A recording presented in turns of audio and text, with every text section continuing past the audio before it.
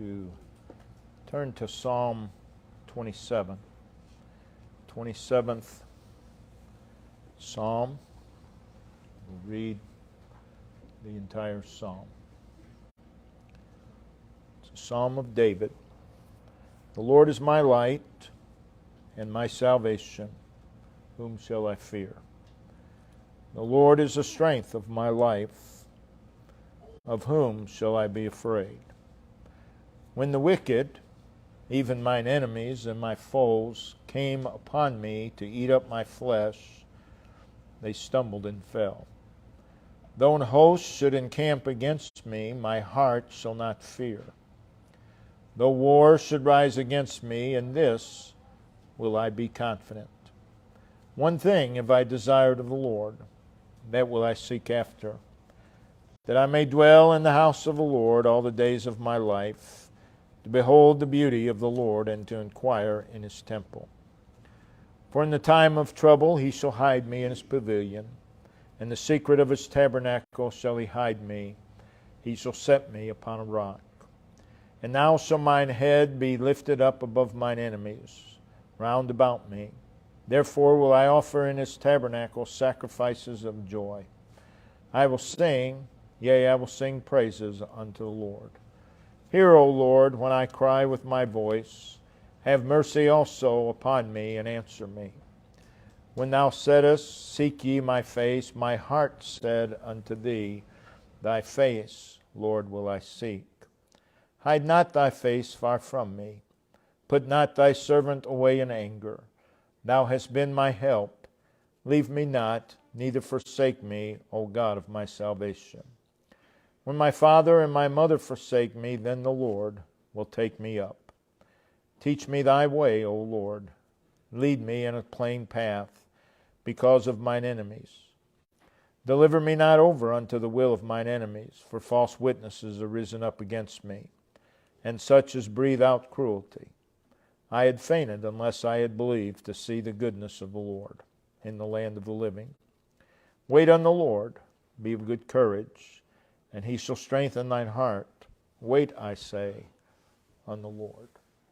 As we've said many times in the past, the Psalms contain a wide array of circumstances and emotions, so much so that regardless of where you are, circumstantially, emotionally, spiritually, you can find yourself somewhere in the Psalms.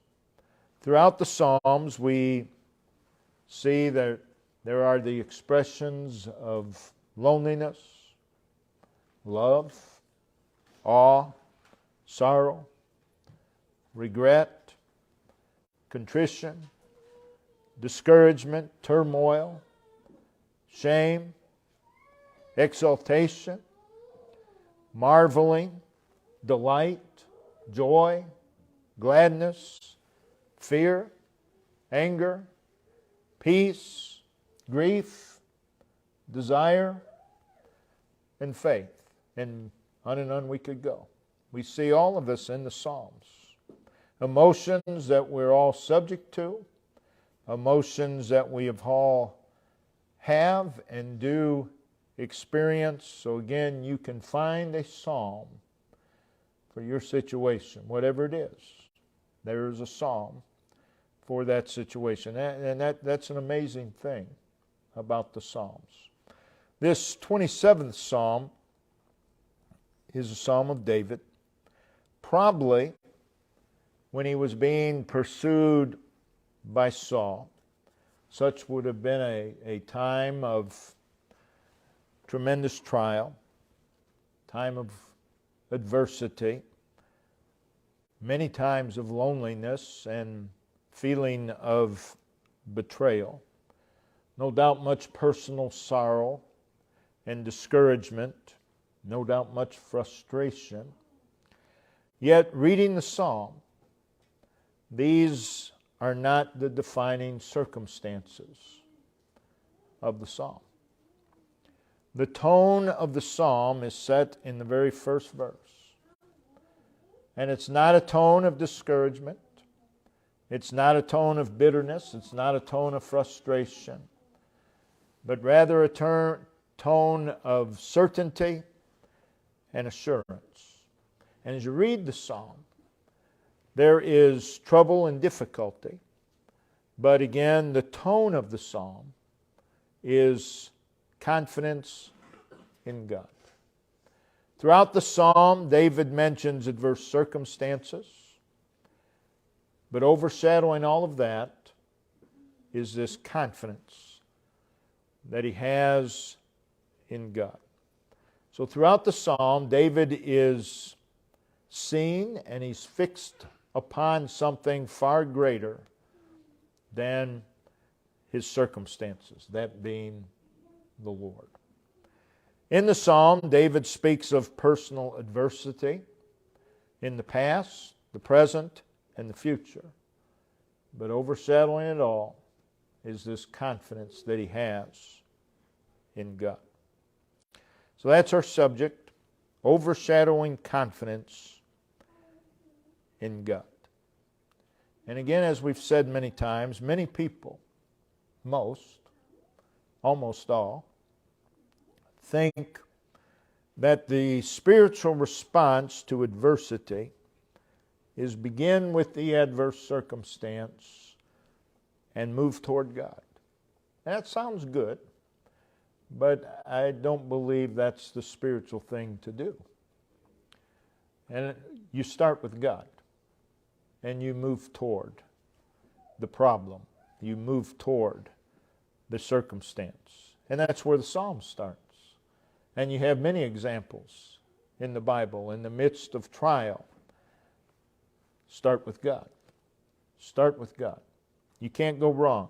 You cannot go wrong there. There's no better way than to begin with God and not the circumstance. Begin with God. Keep drawing from God in the midst of the adverse circumstance rather than sucking in the circumstance. You begin with the problem, you have a tendency to suck in the problem and maybe gradually move toward God. But moving in the direction of God. Start there. That requires confidence in God. Confidence in God. We all need more confidence in God. Confidence is faith, and it's a part of faith. So let's see here how David expresses his personal confidence in God. In verse 3, last part of the verse says, "In this will I be confident." In this will I be confident. The word confident conveys the idea of belief, trust, faith, conviction, persuasion, reliance, and assurance. David is saying, in this will I believe. In this will I trust. This will be the basis of my conviction and persuasion. And in this will I rely upon and draw assurance from. In verse 13, David's confidence is expressed in the word believed. Believed. Which is an acceptance of something to be true. It is to hold to something to be true. That's confidence. Also, verse 13, that word believe is in the context of the goodness of God. So he is saying, I accept and I hold to and cling to the goodness of God. Again, who God is. And here David say, here in verse 3, in this will I be confident. He's speaking of an assurance of the mind. In this will I be confident. And throughout this 27th Psalm, it is assurance of mind concerning the Lord. And it is an assurance that overshadows all else. Again, in this will I be confident. What he's stating here is not merely an act or something occasional, but it is a personal state of being.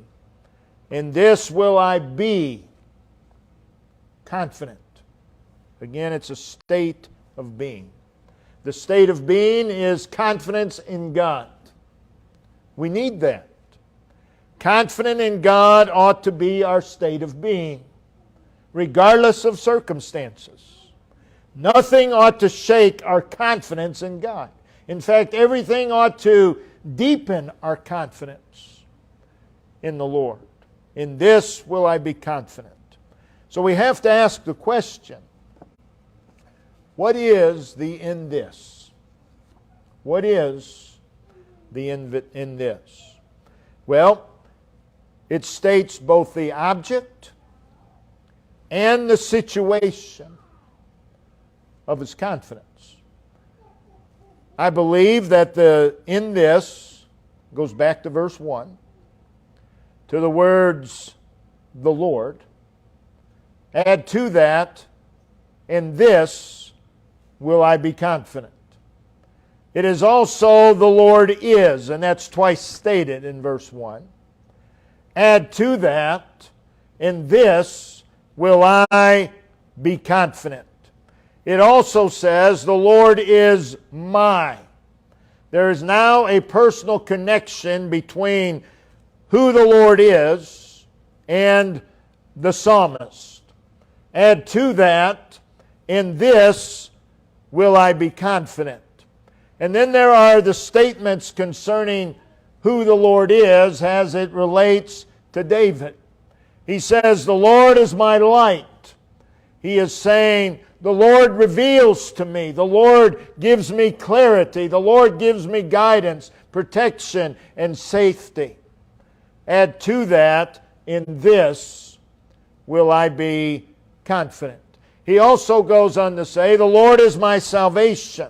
He's my deliverer. He's my restorer. He's saying the Lord is greater than whatever the deliverance is from. Add to that, in this will I be confident.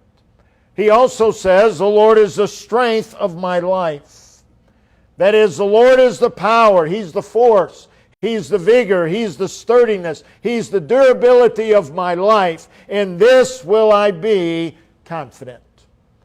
So there are these three statements of certainty. The Lord is my light.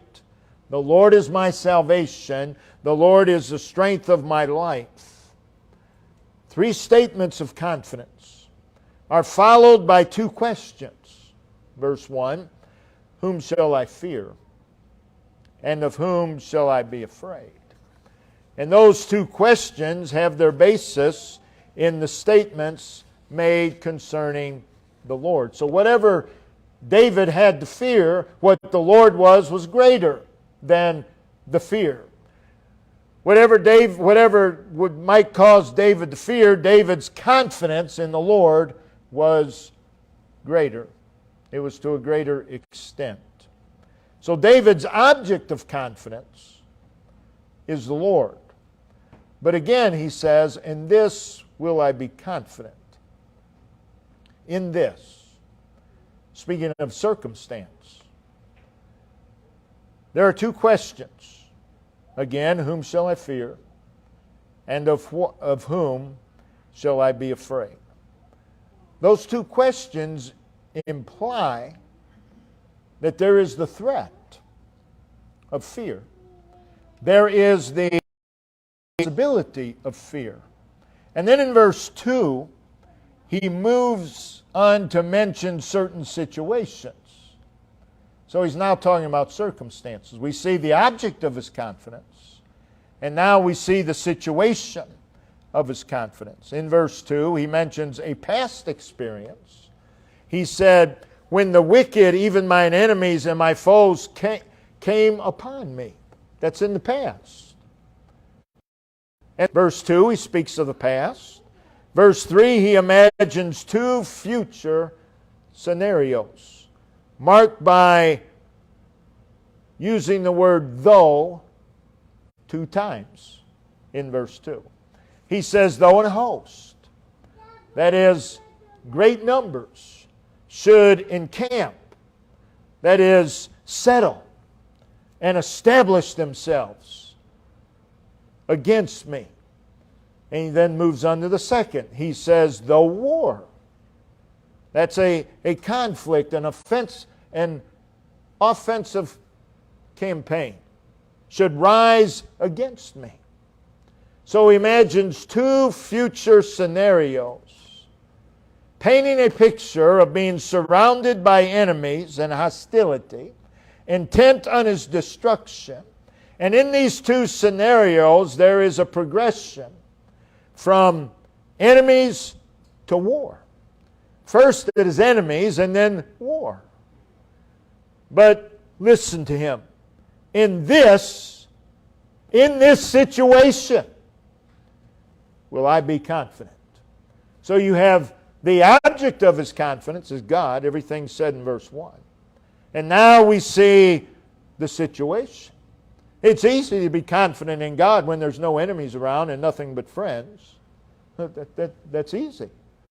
But David imagined the future scenario when he's surrounded by enemies. He says, in this will I be confident.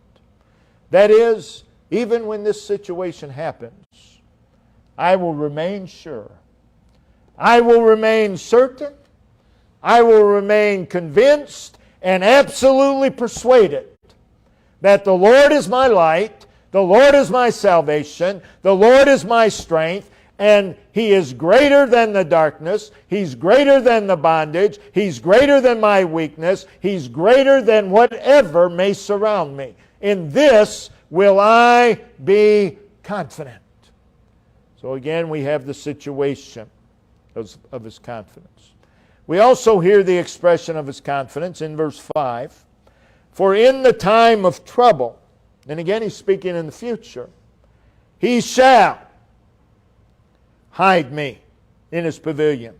In the secret of His tabernacle shall He, again future, hide me. He shall set me upon a rock. Also in verse 10, when my father and mother forsake me, again future, hasn't happened yet, then the Lord will take me up. So in verse 5 and 10, notice the words in verse 5, in the time of. And then notice what follows, He shall. In the time of, He shall. He goes on, he says, when the Lord, when such and such happens, the Lord will. There in verse 10. So, the Lord who is, the one who is my light, my strength, my salvation, my strength, He shall. He shall. That's a verb. He shall act. Followed by an adverb describing the activity of the Lord. What shall He do? Well, it says, He shall hide me. He shall hide me. And then He shall set me upon a rock. He shall. He shall. He shall for me. For me. In verse 10, there's another terrible scenario, when my father and mother forsake me. Followed by, then the Lord, the one who is my light, my salvation, my strength, will take me up. He will gather me. In all of this will I be confident. Regardless of the situation, it's He. He, the Lord, He, the Lord who is, the one who is my light, my salvation, my strength, He will. So again, there's a tone of belief. There's a tone of trust. There's a tone of faith and conviction and absolute persuasion and reliance and assurance. And it's all in the Lord. Now notice, so we see the object, we see the situation of his confidence. Notice the place where David expresses his confidence. In verse 13, it is described as the land of the living. That has reference to our present life in this world. In this will I be confident. Just the other day, someone said to me, you know what, I've lost all confidence in politicians. I said, well, that's great. And it is. You ought to lose confidence in everything other than the Lord, other than Him. That's where we need to get, that He is our confidence. Reading through the psalm, we see some characteristics of this land of the living. Some of it is suggested. Again, in verse 1, the Lord is my light. That suggests that the land of the living is a place where light is needed. It's a place where light is needed, which makes it what? A place of darkness. It's a place that is mystifying. A place of ignorance and error and sin. Also in verse 1, the Lord is my salvation. So it's a place where deliverance is needed, implying that it is a place of bondage and entanglements. The Lord is the strength of my life. The implication is that the world is a place where strength is needed. It's needed every day. It implies that the world is a place that has a draining and depleting effect upon us. Also, from the two questions of verse 1, there's the implication that this world is a place of fear. In verses 2 and 3, there's the mention of enemies, foes, a host against me, war against me. He also mentions enemies in verse 6, verse 11, and verse 12. In verse 12, he mentions false witnesses against me. 3 times in verse 12, against me, against me, against me. The implication is that this world, this land of the living, is a place of confrontation. It is a place of attack. In verse 5, there's the mention of trouble. The implication being that this world is a place of anxiety.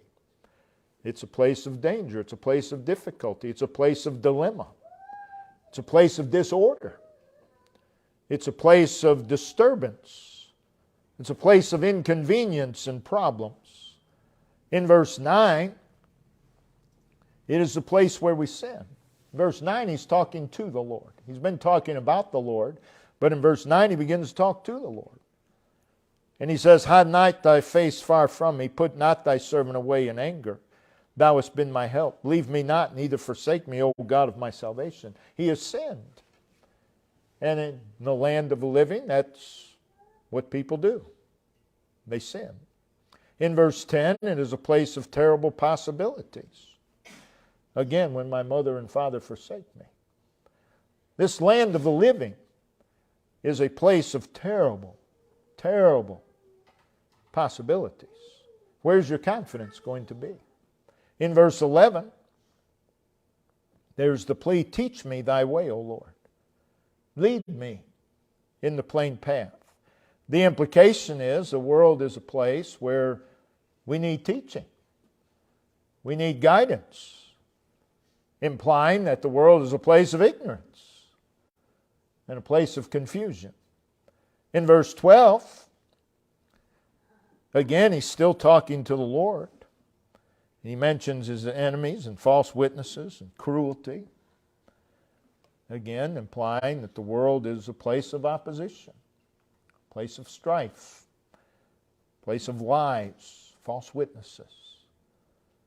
place of cruelty. Well, that person told a lie against me. Are you surprised? Shouldn't be. This is a place of lies.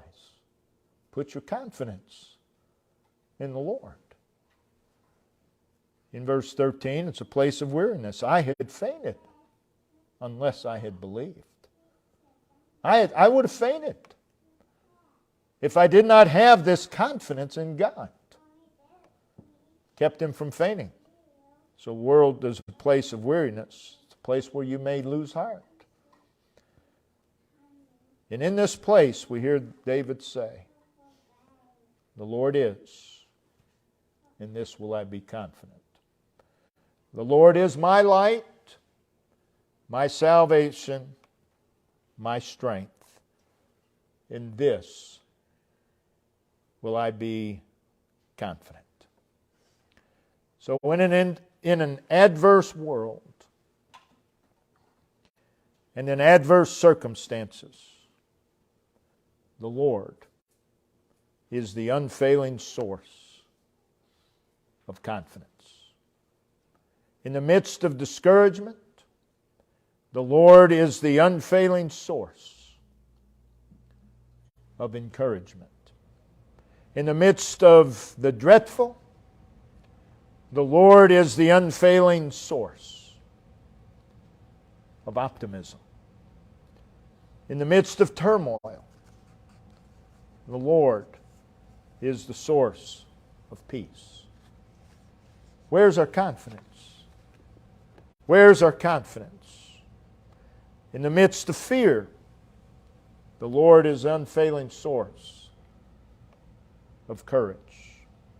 In the midst of uncertainty, the Lord is an unfailing source of certainty and assurance.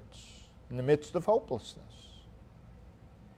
David could look to the Lord and say, the Lord is. The Lord is. Regardless of the situation. Consider the time frame of this confidence. The psalm opens with, the Lord is. That's the foundation. And He is something to me. He is light, salvation, and strength. And then reading through the psalm, David speaks in all tenses. The psalm opens, verse 1, in present tense. Verse 2, it moves to past tense. And then in verse 3, there's a future scenario. So the first 3 verses, you have present, past, future. Verse 4, it's all of them. Notice, one thing have I desired of the Lord. That's past. That will I seek after, future, that I may dwell in the house of the Lord all the days of my life. That's the time frame of this confidence. All the days of my life. Verse 5, he moves to the future again. Verses 6 through 12, he's in the present. And in verse 13, he recalls the past. And in verse 14, he goes back to where he began in the psalm. He's in the present. So what is declared in the psalm is for all times. In all times will I be confident. The Lord is, past, present, and future. The Lord is my, past, present, and future. The Lord is my light, my salvation, my strength, past, present, future. Everything God is covers all time, and it covers all the days of my life. And that's where our confidence is manifested. So let's look now at the effect of this confidence. How can we know? Because people will say all the time, all my faith is in the Lord. Next day they lose their job and they're a mess. What does that prove? Well, not all your confidence was in the Lord. Some of it was in that job. Because now, what are we going to do? Now you've expressed almost all my confidence was there. Well, we'll just wait on the Lord. Now a little bit is in the Lord.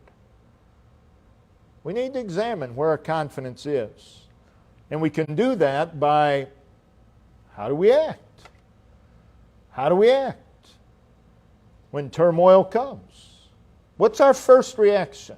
It's not what you eventually get to. After 2 or 3 days I started praying. Well, that says a lot also. I'm glad you started praying. But why did it take that long? Why wasn't that our first reaction? Because that's not where confidence is.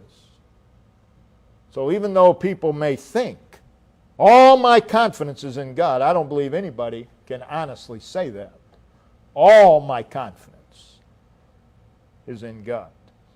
Wish it were so. But it caused him to have a concentrated and defined focus. Again, verse 4. One thing. Again, verse 3. In this will I be confident. One thing have I desired of the Lord. One thing. Confidence in God caused him to be focused upon living life in God's presence and fellowship. And that's what this is referring to that I may dwell in the house of the Lord. That's where you enjoy His presence. That's where you enjoy fellowship with God. This is what David desires. Confidence in God filled him with a desire to see and to behold the Lord. He had such confidence in God that God gave his life meaning. It was God who gave his life meaning. One thing. Circle those words. One thing. One thing. Life is made up of many things. Innumerable things. And things get in the way all the time. When you and I can narrow it all down to one thing, now we're getting somewhere. So again, many things, but we need to narrow it down to one thing. One thing. This does not mean that other things cease to be, that other things are not important. But all it means is all the other things are put under this umbrella of one thing.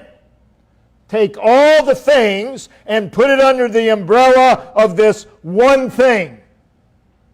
Confidence in the Lord does that.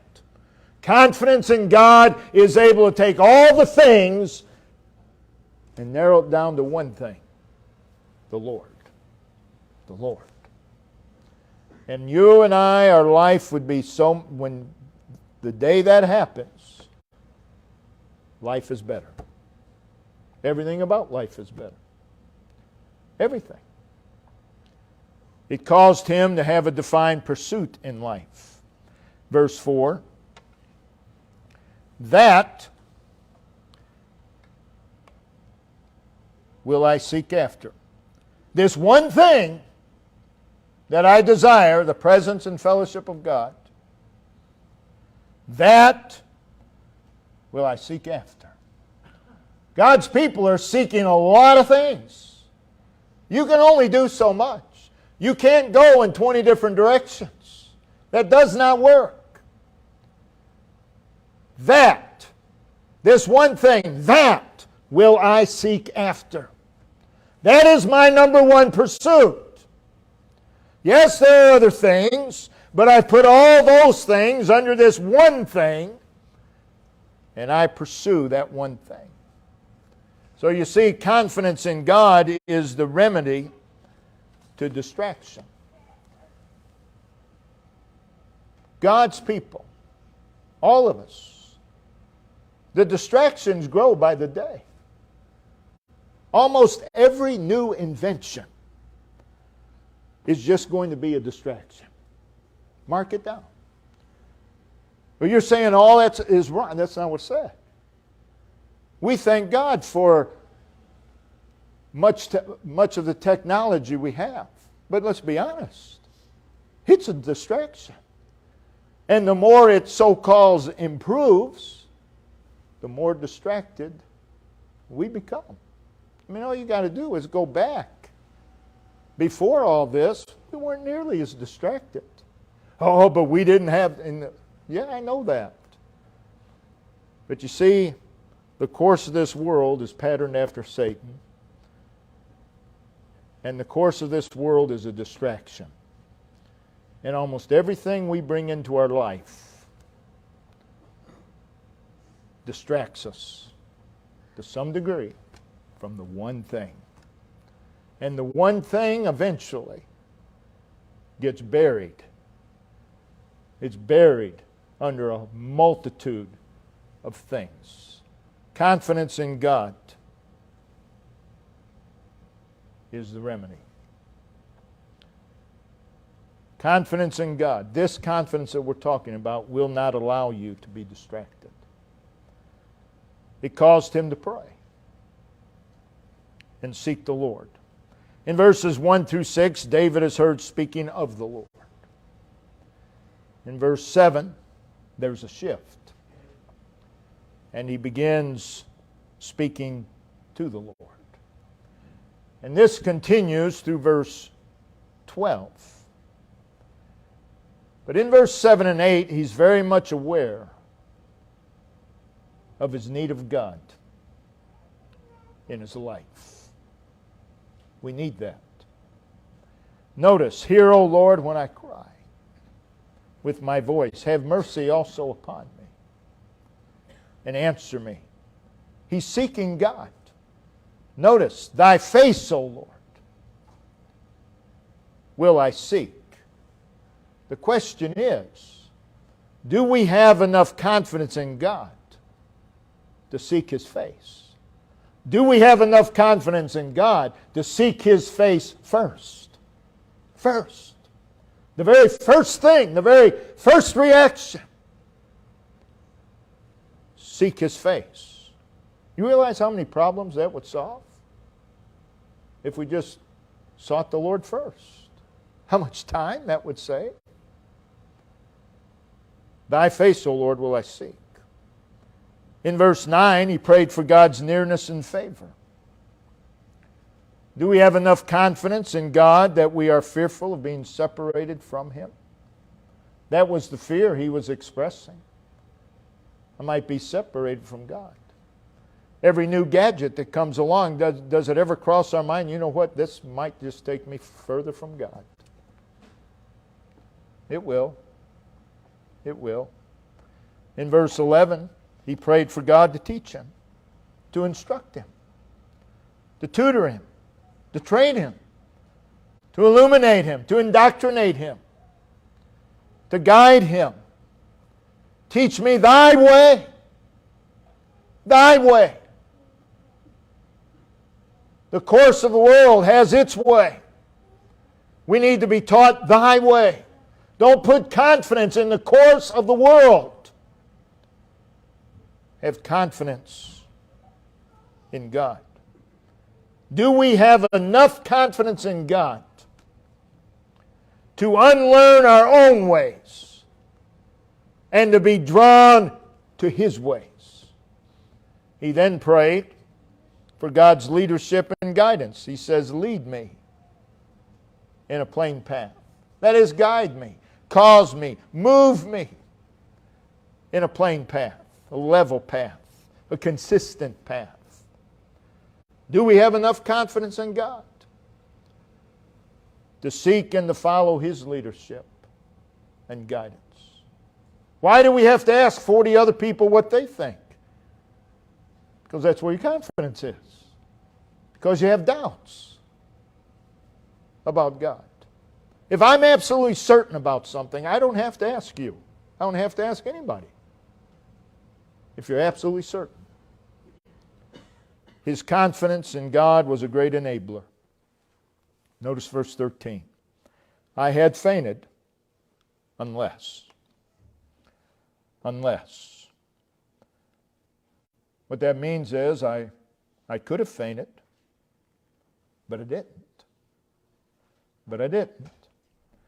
David is saying, because of mine own weakness, because of my frailty, I would have fainted, but I didn't. When wicked enemies and foes came to destroy me, I would have fainted, but I didn't. And when a host surrounded me and opposition rose up against me, I would have fainted, were it not for the fact that I believed in the Lord, that I had confidence in God. He says, I would have fainted unless I had believed to see the goodness of the Lord. And that belief, that confidence, caused him to depend and rely upon God. It caused him to have unreserved trust in God. It caused him to surrender to God, to lean upon God, to rest upon God, to look to God, to flee to God, to embrace God. And the result was, he did not faint. God enabled him. He did not faint because he drew strength from his confidence in the Lord. So for our lives to be marked by confidence in God. A confidence that overshadows all else. Overshadows everything. This is a great enabler to do the extraordinary.